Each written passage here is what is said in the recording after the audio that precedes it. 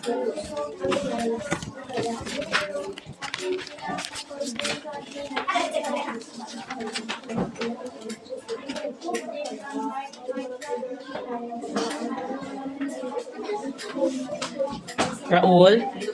Ian James, Apidale, Arsim, Bael, Kating, Luminding, Magbubat, Muntipon, Pakanti, Razel, Tatad, Onsing, Cayetano, Apidale, Jessica, Busyo, Inanyog, Gumaat, Katagi, Languyan, Maglinti, Mandaw, Pakanti, Villarta, Gumundas.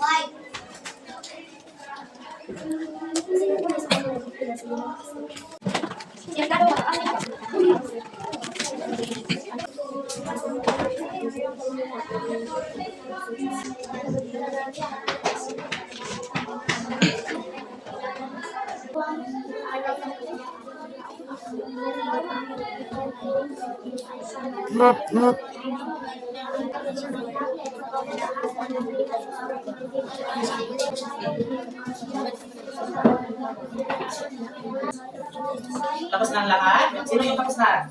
Okay. Sino yung nagbabasa pa? Okay. Tapusin ninyo.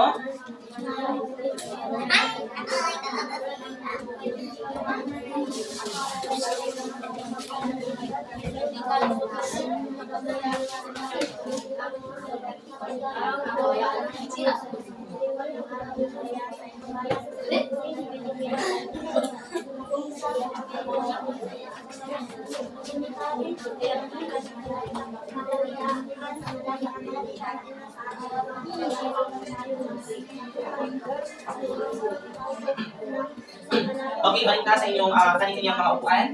Kayong tatlo, balik na kayo sa inyong mga upuan sapagkat magsisimula na ang ating talakyan.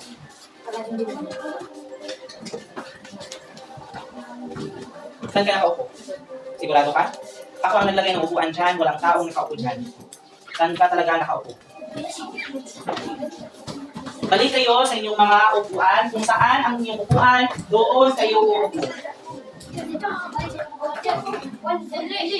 So ngayon ay tatalakayin natin ang paksang Araw ng Kalayaan ng Pilipinas. Kapag nakarinig kayo ng salitang kalayaan, ano ang iyong maiisip kapag narinig mo ang salitang kalayaan? Okay? William? Sige. Kapag narinig mo ang salitang kalayaan, ano yung maiisip mo or basagin sa iyong isipan kapag narinig mo ang salitang kalayaan? Okay. Kalayaan ng tao? Ano ba? Okay, Jessica? Kalayaan ng hayop? Okay. Kalayaan ng? Okay, kalayaan ng Pilipinas. Okay. Kailan nga ba tayo, bilang mga Pilipino, kailan kaya tayo lumaya? Noong? Okay, noong Hunyo? Sige, sa gamitin natin sa wikang Pilipino. Sige, Kaya. Hunyo? Oo, so, yung 12, paano natin bigkasin sa wikang Pilipino? Okay, noong? 12? Sige. Sige. Honyo? 12?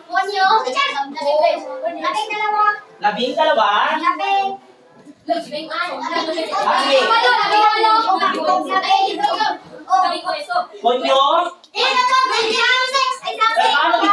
Paano bigkasin ang 1898 sa wikang Pilipino? Isang libo? Isang utso? Isang libo? 800? Siyam na po, 8. So lumaya ang ating bansang Pilipinas noong Hunyo 12 o noong Hunyo 12, 1,800,8. Ngayon ay babasahin natin yung teksto. Makinig ang lahat. Noong Hunyo 12, 1,800,800, idinideklara ni General Emilio F. Aguinaldo sa pagitan ng ika-4 hanggang ika-5 ng hapon sa balkonahe ng kanyang tahanan sa Calle Real sa Kawit, Cavite, ang kalayaan ng Republika ng Pilipinas. Sa panahon din ito, unang iminagayway ang pambansang bandila ng Pilipinas na ginagawa sa Hong Kong ni Marcela Agoncillo. So ano ang iminagayway ng Pilipinas noong Hunyo 12? Ang ating ang bandila. Kapag sabihin natin bandila, unsa man ang buot ipasabot ana ang okay, mao na siya ang flag na ato ang gitingala everyday diri sa school kung mag-flag raising ta. So, kinsa man sino yung gumawa ng ating bandila?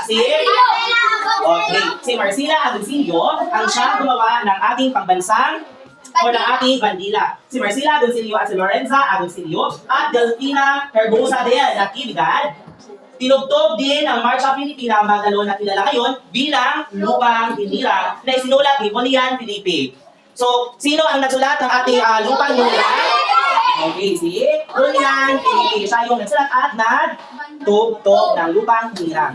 Ang bandang San Francisco, di ba ng tumugtog nito? Noong Setyembre 29, 1898, pinagtibay ng Kongreso ng Malolos ang Deklarasyon ng Kalayaan. So ano ang pinagtibay ng Malolos? Okay, Deklarasyon ng Kalayaan noong ika-6 ng Agosto or 6 ng Agosto 1898. Nagpadala ng revolusyonaryong pamahalaan ng Pilipinas ng diplomatikong mensahe sa mga banyagang bansa na kinikilig na kilalanin ang Pilipinas bilang isang malaya at nagsaliling bansa. So kasi dati ang Pilipinas tayo ay nasa ilalim ng mga ilalim ng mga layuhan. Asa imong labo? Nasa kamera. Asa man ko dati? Nandito ang chalkboard? Nandito ang tubangan? Ha? Okay. Ating ipagpatuloy. Isinoko naman ng Espanya ang Pilipinas sa United States sa 1898 sa kasunduan ng Paris. Kung saan man ang Paris? Anong bansa na siya? Kung saan Ingles? Ang bansang United. tinatawag na asa man nato di siya makita ni siya nga logo or ilang fans ang tawag dito architecture kanini United Philippines. dili ko pa mo drawing Lumang. basta katong anak-anak di siya na kumakuan Ay, sa Canada. katong sa Paris ba unsa man na siya sa Ingles ang bansang